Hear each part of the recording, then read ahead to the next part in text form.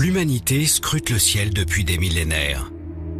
Objets de peur et de fascination, les mouvements célestes ont permis aux hommes d'établir des calendriers, de planifier la culture des terres et de mieux comprendre le monde qui les entoure. Petit à petit, les scientifiques ont mis au jour un espace gigantesque, peuplé de planètes, d'étoiles ou de gaz. Le tout réuni dans des centaines de milliards de galaxies. Leurs observations nous ont emmenés bien au-delà de notre planète.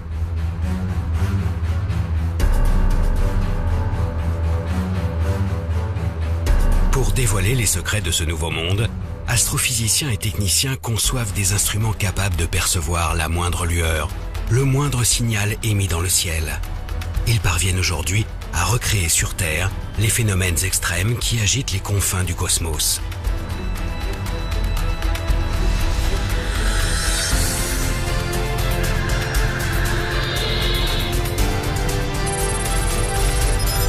Pourtant, tout ce que nous avons découvert ne constitue qu'une infime partie de notre monde. Des forces et des objets d'une nature mystérieuse demeurent invisibles à nos yeux et à notre esprit.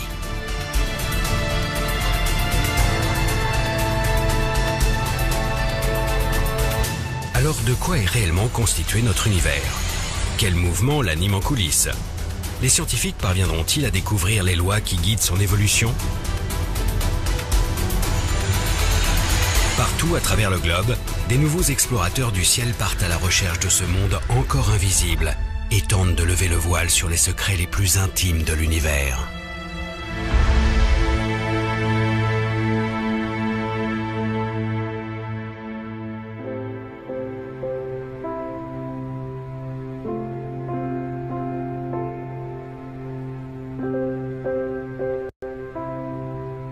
L'homme a toujours cherché à repousser les limites de son territoire. Il a arpenté la planète et exploré ses moindres recoins.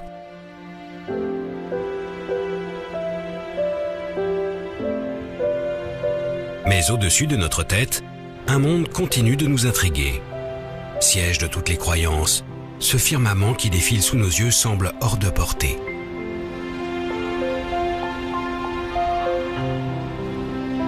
Roland Le Houcq est astrophysicien, un astronome des temps modernes. Outre ses travaux remarquables sur la forme de l'univers, il est aussi passionné par l'histoire des sciences. Au fil du temps, les hommes ont développé des clés pour comprendre ce ciel impalpable et intangible.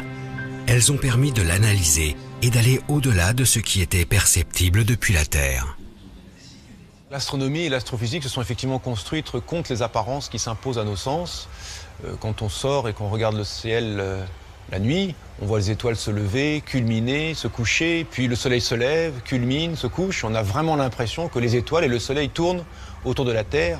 Et donc du coup, ces apparences qui s'imposent à nous, il a fallu les dépasser dans un certain nombre de cas.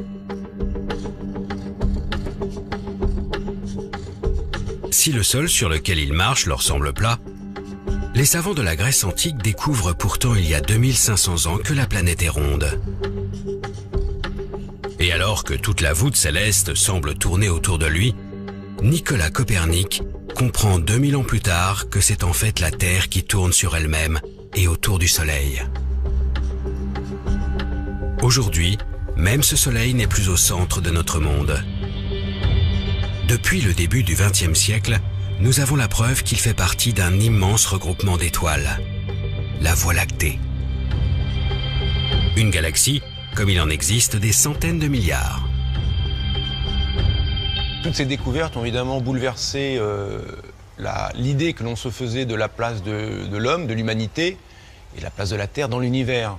Donc les développements de la cosmologie, les développements de l'astrophysique nous ont révélé que finalement nous n'étions qu'un infime, c'est même pas un infime grain de poussière, c'est un rien du tout dans une immensité d'étoiles et d'astres dans l'univers. Dans cet espace que les astronomes ont peu à peu découvert, les dimensions se comptent maintenant en années-lumière. La distance que la lumière parcourt en un an soit près de 10 000 milliards de kilomètres.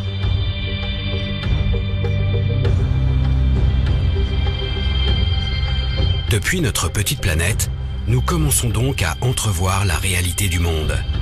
Une immensité qui donne le vertige. Pourtant, Plus les scientifiques explorent l'univers, plus ils révèlent sa complexité.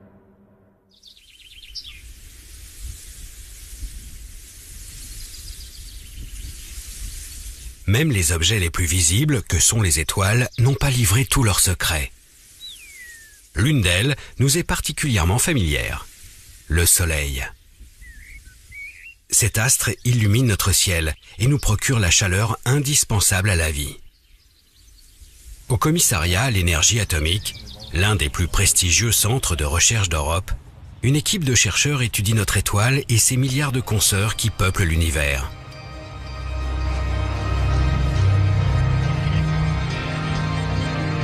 Grâce au réseau de télescopes et d'instruments de mesure disséminés sur Terre et dans l'espace, les scientifiques dissèquent ces astres, scrutent leurs moindres variations lumineuses et sondent les mouvements qui animent leur cœur.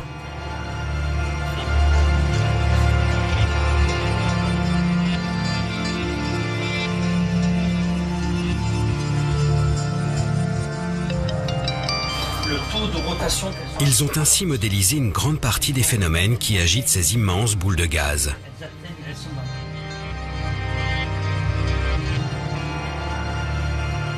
Pourtant, les conditions de leur naissance leur échappent toujours. Pour élucider ce mystère, l'Agence spatiale européenne lance en 2009 le plus grand télescope jamais envoyé dans l'espace, le satellite Herschel. À son bord, un miroir de 3,50 m et une batterie d'instruments de précision refroidis à moins 270 degrés en permanence.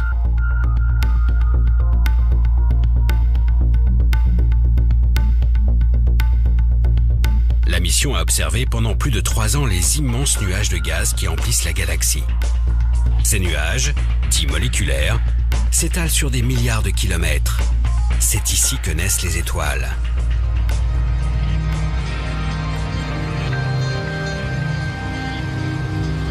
Coordinatrice d'un des programmes d'observation du télescope, Frédérique Mott travaille aussi au commissariat à l'énergie atomique. La grosse différence, c'est que là, on avait cartographié pour vraiment être proche de la main. Aujourd'hui, elle analyse les précieuses données fournies par le satellite. Herschel a permis de faire des grandes cartes de milieu moléculaire avec une très fine résolution, donc permettant d'observer à la fois la structure du nuage et les petits grumeaux de nuages qui vont former après les étoiles. C'est en fait la possibilité d'observer de manière simultanée ce qu'on appelle des proto-étoiles et la structure du nuage qui nous apporte énormément dans notre compréhension de la formation d'étoiles. Ça suffit déjà. Avec cadré, je vois. Super bulle ici. Grâce aux clichés pris par Herschel, les chercheurs ont ainsi été les témoins de l'apparition d'étoiles. Sous l'action de leur propre masse, ces grands nuages de gaz s'organisent en filaments et forment petit à petit des bulles de matière. Ces grumeaux finissent par s'effondrer sur eux-mêmes et créent de véritables brasiers de gaz. Ces points lumineux apparaissent clairement sur les images du télescope. Chacun de ces foyers donnera naissance à une colonie d'astres incandescents.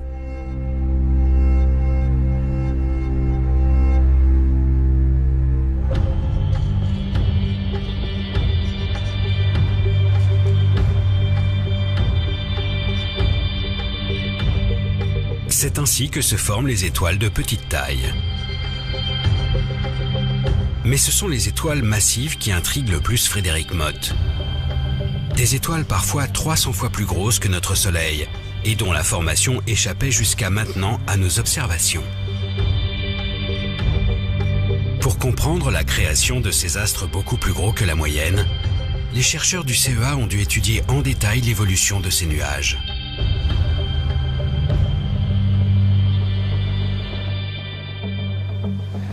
Notre résultat intéressant d'Herschel a été de s'apercevoir qu'il existait certaines zones qui étaient souvent le centre des nuages moléculaires massifs, où on avait un enchevêtrement tel de filaments qu'on avait une convergence de matière à ces points-là, ce qui permettait de former non plus une petite collection d'objets de faible masse, enfin, d'étoiles de type solaire, mais plutôt une étoile très très massive, voire même plusieurs étoiles massives, et donc une population vraiment différente de ce que l'on connaissait jusque-là.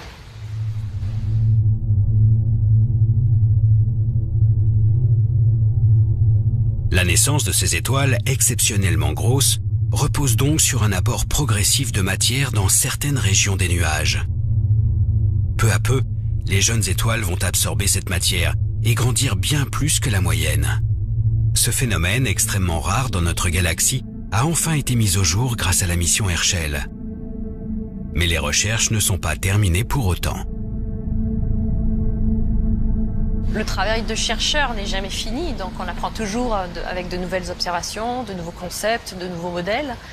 Il est clair qu'Herschel nous aura beaucoup aidé dans la compréhension de la formation d'étoiles massives. Et ce que l'on cherche maintenant à faire, c'est étudier de façon encore plus détaillée les objets que l'on a découverts avec Herschel.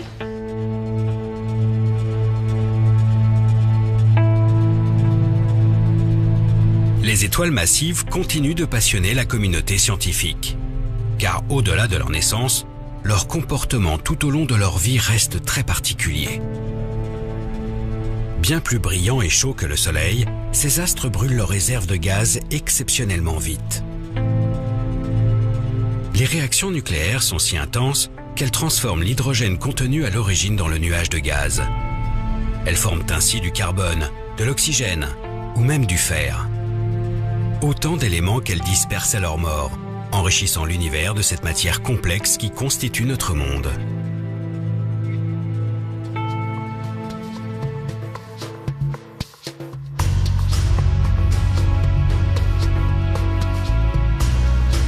Gaz, métaux et molécules en tout genre, les astrophysiciens commencent à entrevoir d'où viennent les éléments qui nous entourent. Mais d'autres problèmes ont progressivement surgi des observations. Au-delà des étoiles, les scientifiques cherchent à comprendre des structures beaucoup plus grandes, les galaxies. Au début du siècle dernier, les astronomes commencent à étudier le mouvement de ces immenses regroupements d'étoiles. Ils découvrent alors que les étoiles tournent ensemble, dans ces galaxies, et que les galaxies tournent elles-mêmes au sein de gigantesques amas. Ils cherchent alors à deviner la quantité d'objets et plus généralement la matière qui compose ces grands ensembles célestes. La lumière émise reste leur principale information distinguable depuis la Terre.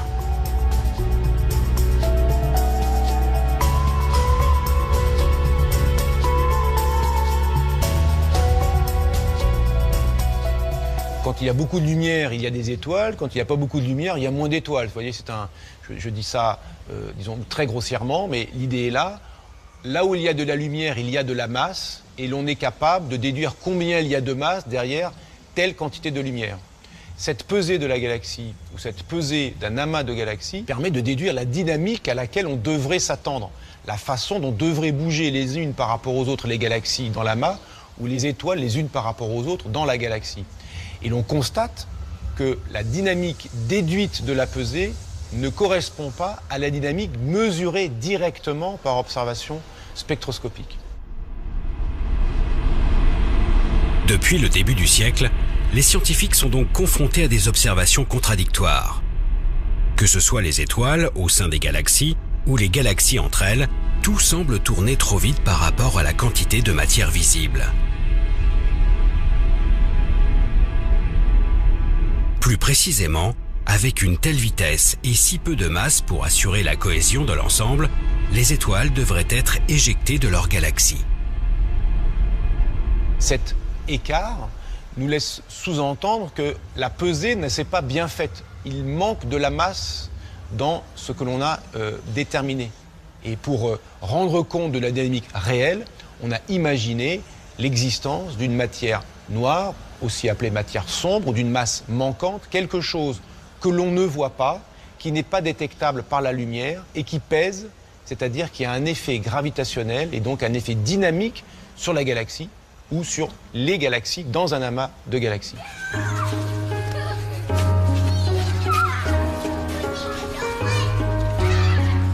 Malgré un siècle de vérification, les étoiles continuent de tourner trop vite. Tout se passe comme si une partie de la masse de l'univers était cachée. Une masse contenue dans une matière invisible et qui baignerait notre monde. Une matière différente de celle que nous connaissons.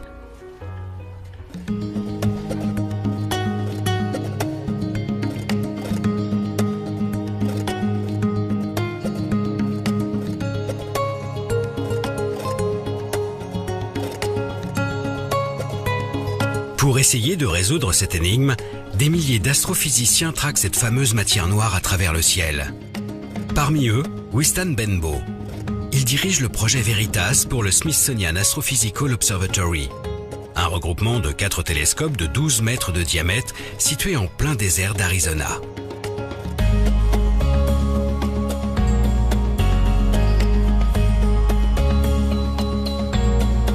L'air y est suffisamment sec et la nuit suffisamment noire pour permettre les meilleures observations. Ici, l'astrophysicien s'est donc lancé à la recherche de l'inconnu.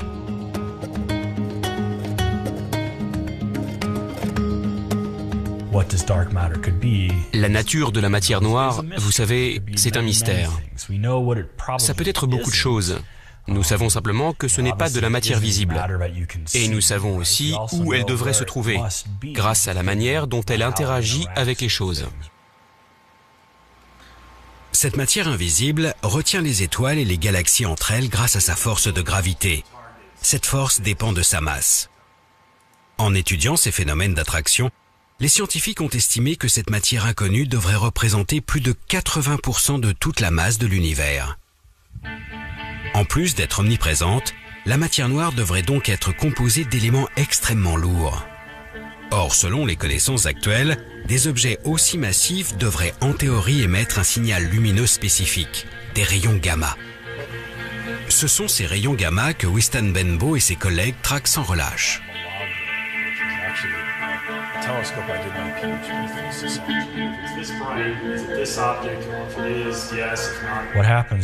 Ce qui se passe, c'est que la matière noire interagit avec elle-même. Une particule de matière noire peut interagir avec une autre particule de matière noire et créer un rayon gamma. Ce signal gamma que nous espérons détecter sera probablement très faible. Donc nous cherchons un endroit où il y aurait beaucoup de matière noire qui interagirait avec elle-même pour produire beaucoup de rayons gamma. Certaines de ces régions pourraient être proches de nous, produire assez de gamma et donc être juste assez brillantes pour qu'on puisse les voir. Donc nous pointons nos télescopes sur ces régions et espérons détecter un signal gamma venant de ces objets.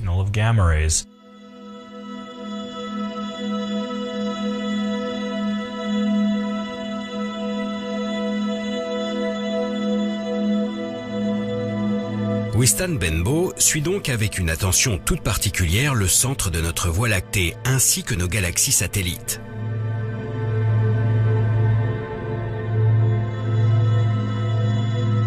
Si un rayonnement gamma est émis par la matière noire, il traversera l'atmosphère en émettant un flash bleuté. Un signal qui sera ensuite passé au crible par les miroirs géants de Veritas et leurs caméras ultra rapides.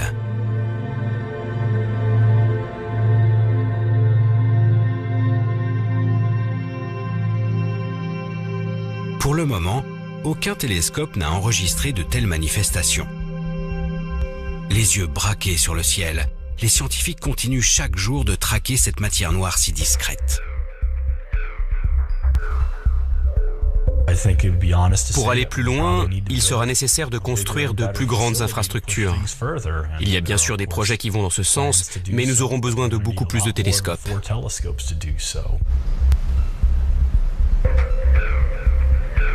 Afin de donner un nouveau souffle à cette quête, les scientifiques envisagent un réseau d'une centaine de télescopes, allant de 6 à 23 mètres de diamètre. Le réseau CTA pour Cherenkov Telescope Array. Il réunit 200 instituts de recherche venant des 4 coins de la planète. Aujourd'hui, les 10 000 mètres carrés de miroirs nécessaires à la construction sont encore en phase de test et le projet devrait voir le jour d'ici quelques années. Quand il sera opérationnel, il permettra de déceler des apparitions de la matière noire au sein de notre cosmos.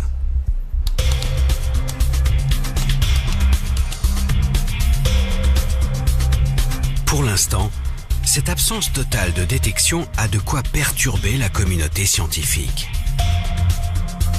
Comment les chercheurs peuvent-ils passer à côté de 80% de toute la matière de notre monde ? À moins que la solution ne se trouve beaucoup plus proche de nous.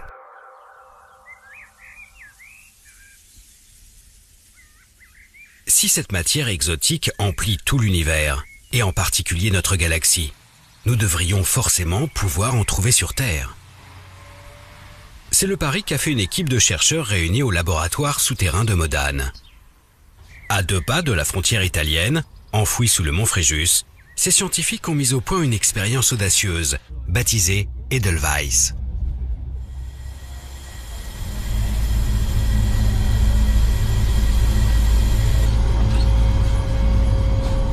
Le but, détecter directement les éléments qui composent la matière noire. Là, je suis rebuté. Et tu la prépares. Depuis plus de 15 ans, le physicien Jules Gascon et ses collègues travaillent donc à la mise en place d'un super détecteur muni de 36 capteurs. Au centre de chacun d'eux, un minuscule cristal de germanium, composé de milliards d'atomes. Si une particule de matière noire vient percuter le noyau d'un seul de ces atomes, il sera déplacé. La température du cristal augmentera et produira un léger courant électrique. Ces indices permettront de caractériser la particule à l'origine de ce choc.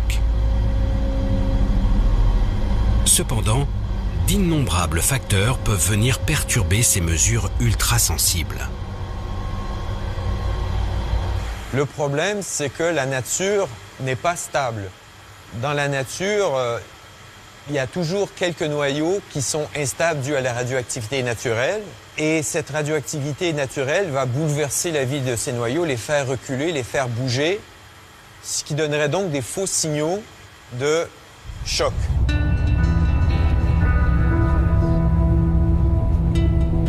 Cette radioactivité que l'on observe en permanence sur Terre vient en grande partie de l'espace. Un rayonnement qui traverse l'atmosphère et perturbe toute la matière sur son passage.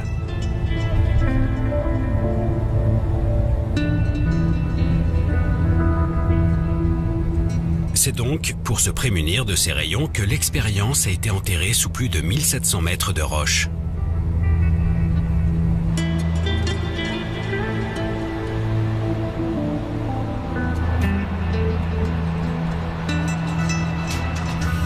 Mais pour avoir le calme absolu au sein des détecteurs, les physiciens ont dû aller encore plus loin. Une fois qu'on est sous la montagne, on a réglé la moitié du problème. Parce qu'il y a la radioactivité qui nous vient de l'univers, mais il y a aussi la radioactivité qui vient de la roche. Bien que cet endroit soit tout à fait ordinaire, c'est un taux de radioactivité naturelle qui est au-delà de ce qui est acceptable pour détecter les très rares signaux qu'on recherche. Et donc, on a un système de poupées russes, de différents assemblages d'écrans qui nous protègent de la radioactivité ambiante, de la radioactivité de la roche qui nous entoure, du béton qui nous entoure, des personnes qui nous entourent. Sous la montagne, les 36 détecteurs sont donc mis à l'abri derrière des écrans de polyéthylène et placés sous une épaisse cloche de plomb. Ici, seules des particules de matière noire peuvent les atteindre. Mais un dernier détail reste à régler, la température.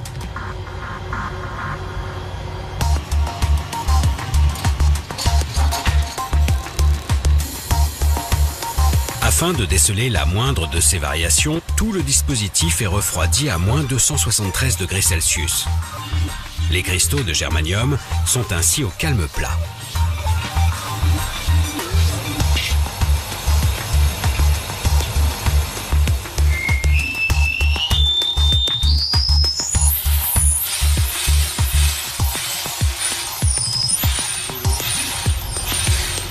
Mais tout le restant du rhum, c'est bon.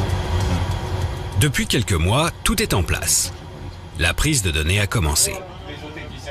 Chaque jour, Jules Gascon surveille de près le comportement de ses capteurs. Par contre, il n'y aura plus notre mascotte.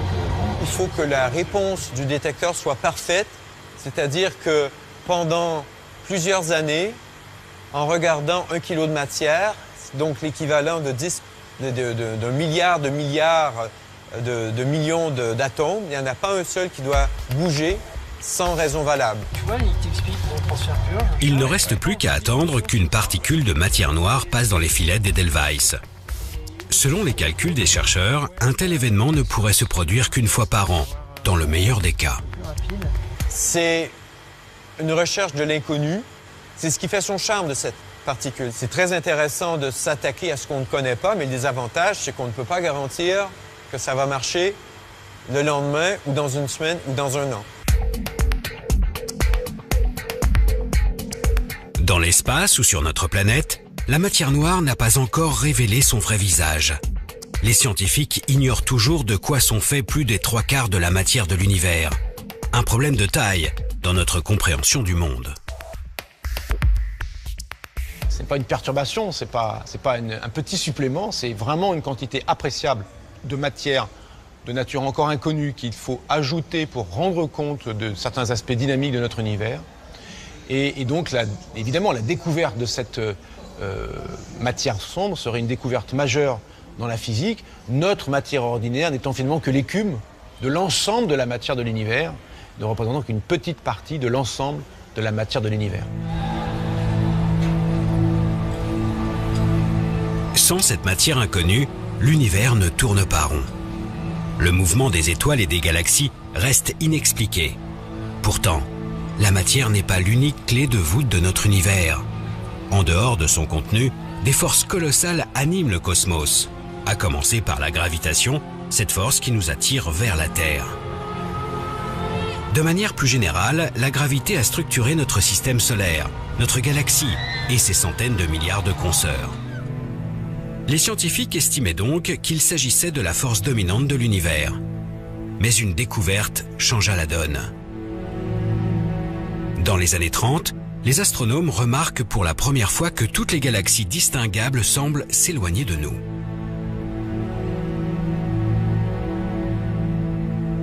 Cette observation de la fuite des galaxies a été interprétée comme une trace de la dynamique globale de l'univers, c'est-à-dire de son expansion. Tous les objets de l'univers s'éloignent de tous les autres objets de l'univers.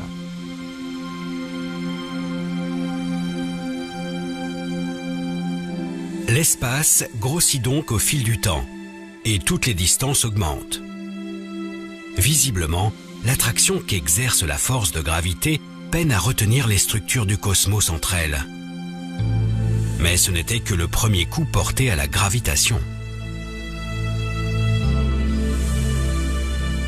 En 1990, on s'est rendu compte que cette expansion était accélérée. C'est-à-dire que non seulement les galaxies s'éloignent les unes des autres, mais elles s'éloignent de plus en plus vite les unes des autres. Si l'on imagine que l'univers est rempli uniquement de matière ordinaire ou de matière noire, la gravité de cette matière aura tendance plutôt à ralentir l'expansion, et découvrir que l'expansion est en fait accélérée montre que quelque chose joue contre la gravité des acteurs habituellement imaginés comme présents dans l'univers. Cette découverte d'une expansion de l'univers sans cesse accélérée remet en cause la vision que les astrophysiciens ont de l'univers. Alors que la gravité semblait tout structurée, une force vient maintenant lutter contre elle. Un nouveau mystère pour les chercheurs qui y voient alors l'œuvre d'une énergie encore indétectable. Une énergie sombre, appelée aussi énergie du vide ou énergie noire. Cette énergie laisse les scientifiques encore plus perplexes que la matière noire. S'agit-il simplement d'une propriété de notre monde qui s'agrandit sans cesse sans raison ?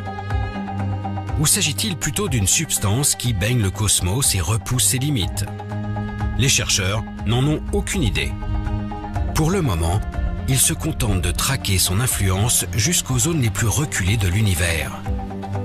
François Boucher est cosmologue à l'Institut d'astrophysique de Paris. Il s'intéresse aux lois qui régissent l'espace à grande échelle en travaillant sur un objet bien particulier, la première lueur émise par l'univers. C'est la lumière qui nous vient du fond du ciel. Cette lumière, on regarde à une distance telle qu'il a fallu 13,8 milliards d'années à cette lumière pour nous parvenir.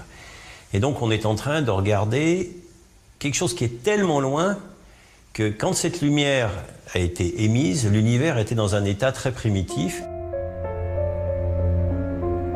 L'observation des lumières les plus lointaines permettent aux scientifiques de remonter le temps. Typiquement, ce rayonnement du fond du ciel leur envoie une image de l'univers tel qu'il était il y a près de 14 milliards d'années. À cette époque, l'espace vient d'entrer dans une violente expansion, le Big Bang. Toute la matière et toute l'énergie actuelle sont alors contenues dans un volume infiniment plus petit. Au bout de 380 000 ans, sous l'effet de l'expansion, la lumière arrive enfin à s'extirper de la matière. Une lumière a priori identique en tout point du ciel, mais qui devrait en théorie présenter quelques infimes variations.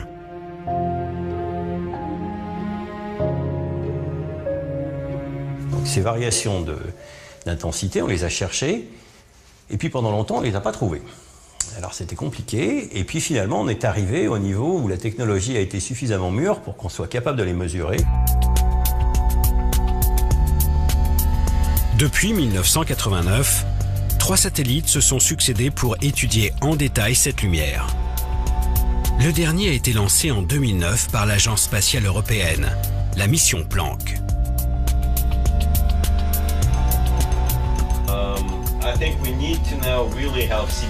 François Boucher est justement l'un des initiateurs de ce projet. Depuis des années, le cosmologue décortique les données fournies par le satellite. Ces images ont révélé avec une précision inégalée les différences de température dans cette lumière du fond du ciel. Seulement quelques millièmes de degrés pour les plus grands écarts. Des petites variations qui reflètent le contenu de l'univers à ses premiers instants. C'est comme l'empreinte des conditions à cette époque. L'empreinte au sens littéral, c'est-à-dire quand vous avez l'empreinte d'un animal disparu dans la boue, ça vous permet de reconstituer beaucoup de choses comme son poids et peut-être même d'envisager la manière dont il se déplaçait.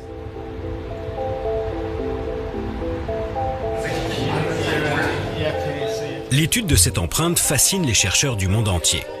Elle permet d'estimer les proportions de matière noire, de matière ordinaire et surtout d'énergie sombre présente après le Big Bang, il y a 13,8 milliards d'années. En les comparant aux observations actuelles, les chercheurs retracent l'évolution de l'influence de l'énergie sombre au fil du temps. Résultat, alors qu'elle ne représentait presque rien aux tout premiers instants, cette énergie mystérieuse constitue aujourd'hui près de 70% de l'univers. Et sa proportion ne cesse d'augmenter. C'est la seule certitude que les chercheurs aient actuellement. L'expansion de l'univers n'est pas prête de s'arrêter.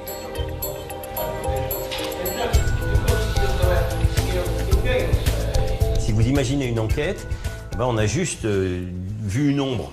Voilà, l'enquête elle en est au tout début. Voilà, on a quelque chose qu'on a appelé l'énergie sombre, dont on a la quantité et le comportement global, mais le reste c'est de l'histoire à écrire.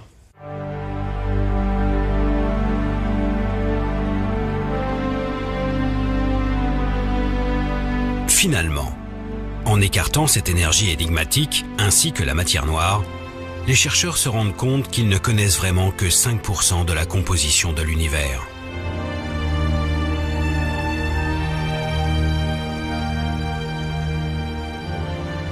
L'étude du jeune univers nous apporte donc de précieuses informations sur la nature de notre monde. Mais malgré le perfectionnement des techniques d'observation, cette première lumière émise par l'univers reste le signal le plus ancien que les chercheurs sont en mesure de capter. Un horizon au-delà duquel les observations du ciel ne semblent plus possibles. Afin de comprendre toujours mieux les mécanismes qui animent le cosmos, les scientifiques se sont finalement tournés vers leur imagination.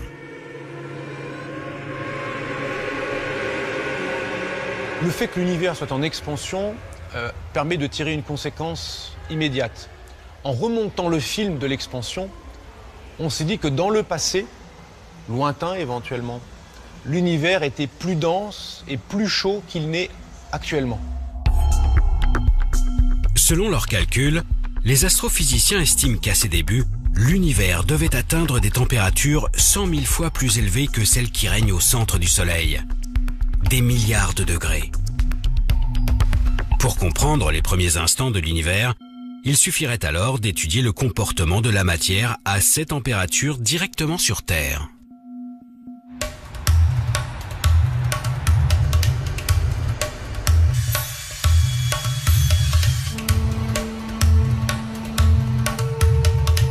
Il y a plus de 20 ans, à 2 pas de Genève, les scientifiques du monde entier se sont donc lancés dans une aventure sans précédent. Construire la plus grande machine de tous les temps, le LHC.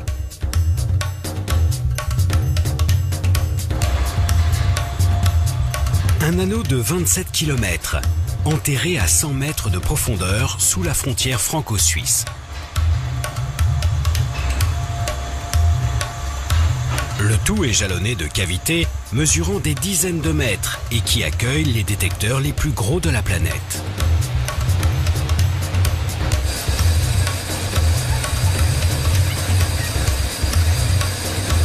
Ici, les scientifiques tentent de décortiquer le comportement de la matière dans les situations les plus extrêmes.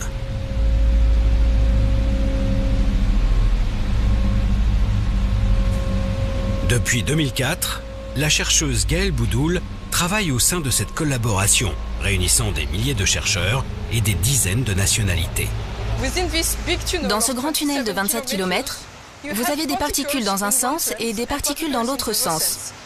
Un peu comme une autoroute, où vous avez des voitures de chaque côté. Et à certains endroits, on les fait se percuter.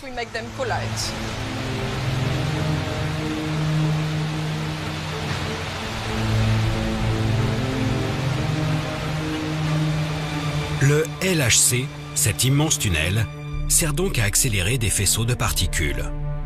Des noyaux d'atomes de plomb par exemple. Grâce aux 9000 aimants installés tout autour de cet accélérateur, ces particules sont lancées à une vitesse faramineuse.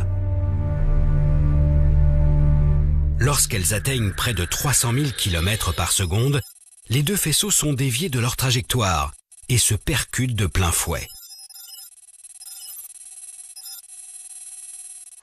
Une énergie considérable est dégagée, faisant éclater les noyaux de plomb en une multitude de sous-particules. Tout l'enjeu est de saisir ces produits de collision grâce aux différents détecteurs.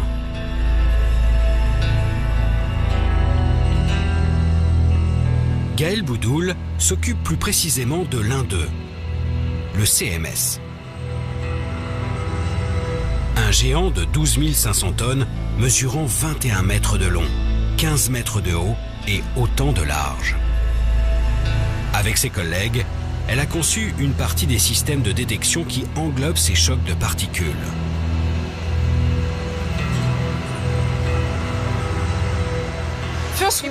Tout d'abord, nous voulons couvrir l'intégralité de l'espace, ce qui veut dire que nous avons besoin d'avoir un détecteur qui fasse tout le tour.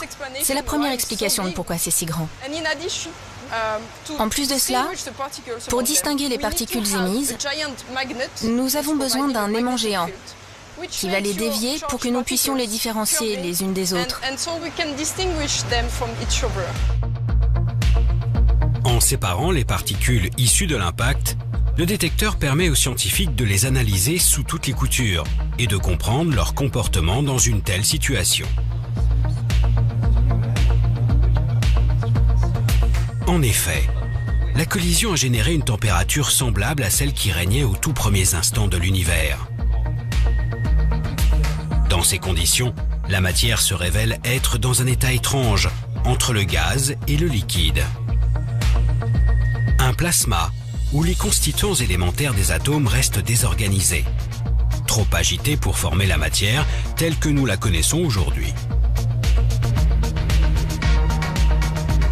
Grâce à ces expériences, les scientifiques ont désormais une idée de ce à quoi devait ressembler l'univers quelques microsecondes après le Big Bang.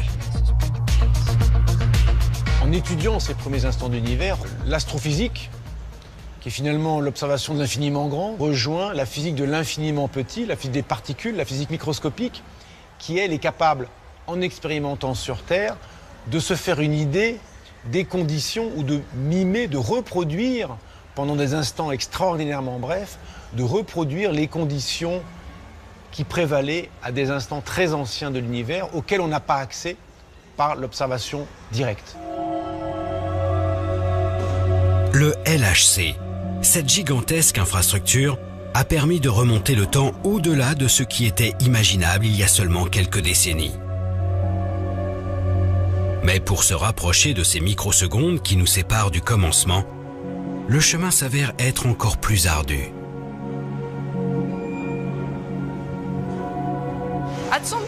À partir d'un certain point, nos lois physiques ne sont plus valables.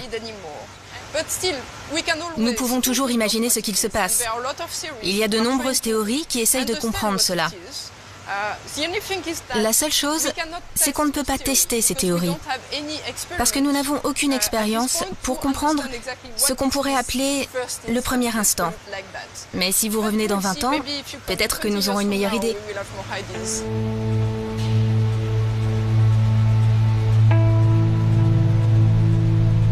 Pour gagner les quelques fractions de seconde qui nous séparent de la naissance de l'univers, il faudrait certainement mettre en jeu des énergies encore plus considérables. Notre limitation n'est donc peut-être qu'une simple question de technologie. Sous terre ou dans l'espace, les instruments d'observation ont permis d'accumuler une quantité incroyable d'informations sur le contenu de notre univers. À la lumière de toutes ces découvertes, les scientifiques tentent d'établir des modèles cosmologiques, des grandes lois pour décrire comment ces milliards d'objets interagissent entre eux. Pour démêler cette quantité vertigineuse de savoir, les chercheurs ont désormais recours à la simulation numérique. Ils reproduisent les phénomènes par voie informatique. Si vous voulez étudier le mouvement de plusieurs milliards d'étoiles dans une galaxie, impossible de faire ça évidemment à la main. La simulation numérique permet donc de traiter de la dynamique d'une galaxie, ou d'une dynamique de galaxie dans un amas de galaxies, ou même de la dynamique d'une portion d'univers, et de la traiter dans un grand détail, de sorte que l'on puisse, en jouant sur les paramètres, essayer de mimer, de reproduire ce que l'on observe.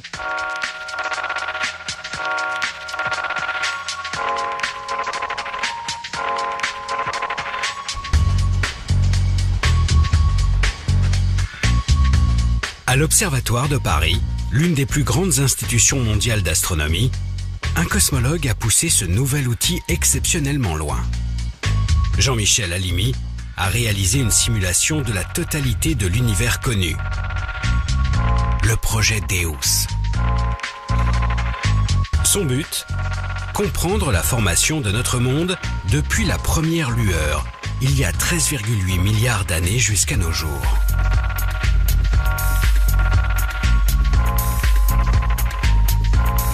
Le projet Deus s'intéressait au départ à la structuration de l'univers, à savoir donc à expliquer comment la matière s'effondre au cours du temps pour permettre une concentration de matière suffisante là où vont aller se former les galaxies, à l'intérieur desquelles se formeront les étoiles, les planètes, etc.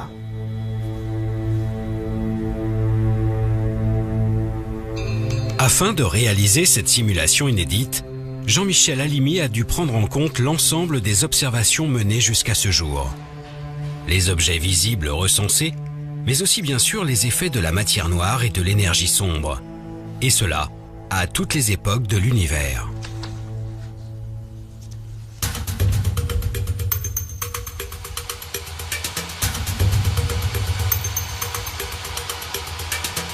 Pour traiter un tel nombre de données, le scientifique s'est tourné vers un des plus gros ordinateurs de la planète, le supercalculateur Curie. Une machine hébergée au très grand centre de calcul, capable de réaliser 1 million de milliards d'opérations par seconde.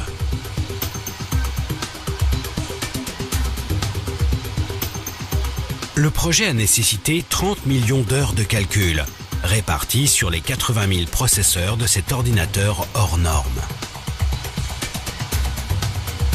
Utiliser une machine comme l'ordinateur Curie dans sa totalité, c'est quelque chose qui n'avait jamais été fait, spécialement en poussant tous les aspects de la machine à leurs limites. Les moyens de calcul, les moyens de communication entre les différents éléments de l'ordinateur, la gestion d'une quantité phénoménale de données. À ce niveau, les choses n'avaient jamais été tentées.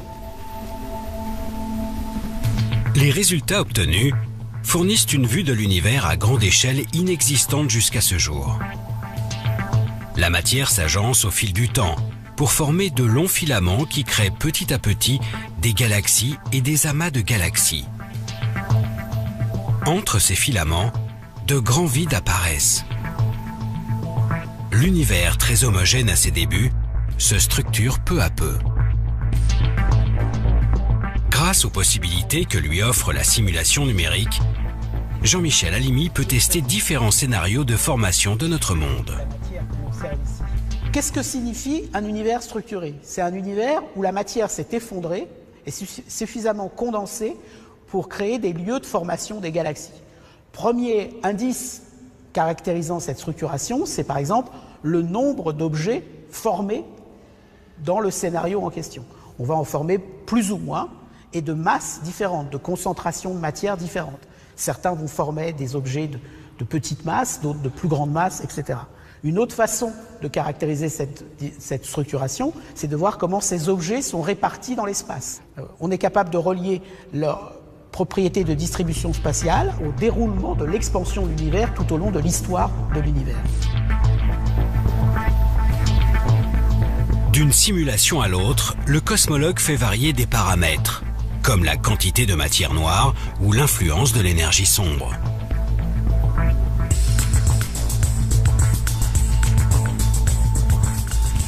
Des changements qui altèrent très légèrement l'organisation à grande échelle de l'univers.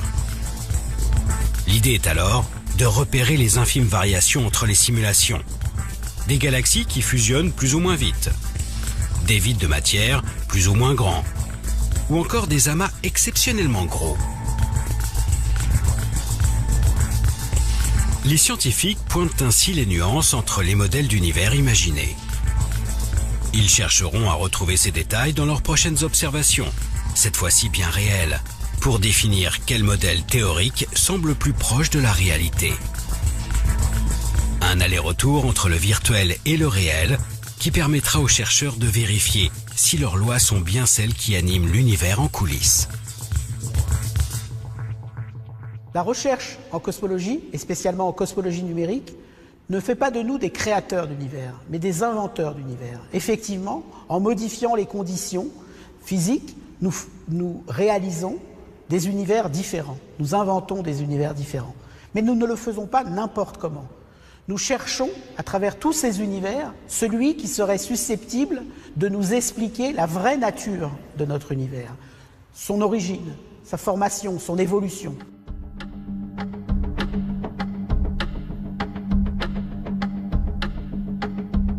Comprendre la vraie nature de l'univers. Depuis plus d'un siècle, les astrophysiciens et les cosmologues de toute la planète ont découvert ce monde gigantesque. En l'observant, en tentant de l'expliquer, ils se sont donné les outils pour apprivoiser ces échelles de temps et d'espace incommensurables. Ce que l'on peut finalement trouver assez extraordinaire dans la cosmologie, dans l'astrophysique, dans ces disciplines qui étudient l'univers dans son ensemble, c'est que finalement on est capable de mettre l'ensemble de l'univers dans une boîte, notre cerveau, de le décrire, de le comprendre dans une certaine mesure, et ça ne lasse pas de surprendre.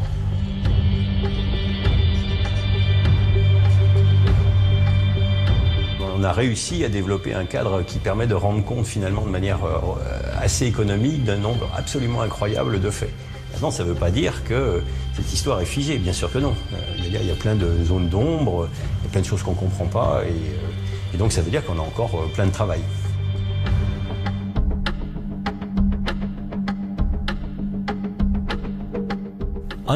Comprendre ce qu'est la matière noire est un des plus grands enjeux du XXIe siècle, en astrophysique et en physique en général. Nous ne connaissons pas près de 85% de toute la matière de l'univers. Si vous sortiez de chez vous et que 85% du monde qui vous entoure vous échappait, vous seriez un peu paniqué. C'est une partie de la physique où on s'attaque à des questions, à des phénomènes rares, à des nouvelles observations. C'est un travail de patience et parfois aussi de chance. En persévérant dans nos observations, en découvrant de nouveaux objets célestes, nous finirons peut-être par lever le voile sur les zones d'ombre de l'univers. Demain, réussirons-nous à identifier enfin cette matière noire qui baigne notre cosmos? Alors que nous commençons à entrevoir les prémices de sa formation, parviendrons-nous à prédire la fin de notre monde? Cette quête acharnée pour comprendre l'univers semble infinie. Chaque réponse apporte son lot de nouvelles questions, si bien que nous pouvons finir par penser qu'en dépit de nos avancées, certaines clés resteront peut-être inaccessibles à notre simple condition d'humain.